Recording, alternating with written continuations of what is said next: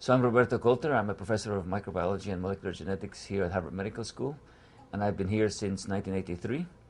I run a lab of about 10 people, all of them postdocs, and interested in a number of areas of the microbial world. And so if I may just start out by saying because you may want to ask me some questions specifically, but if I may just start out, my lab is a bit eclectic in the sense of the type of work that goes on.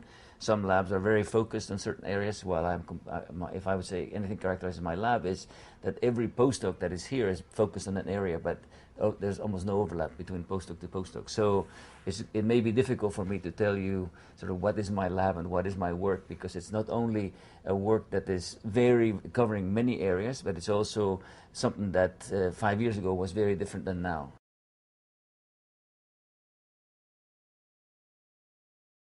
10 years ago, we were working primarily on what was known as stationary phase physiology, that is what's happening to cells that are not actively growing.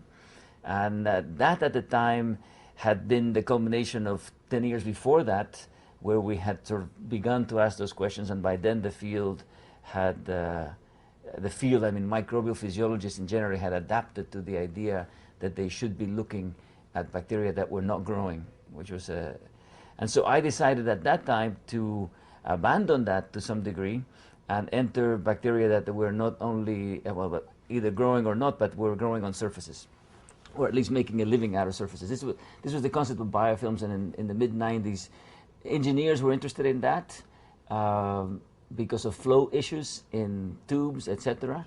But microbial physiologists and geneticists had not paid much attention to that.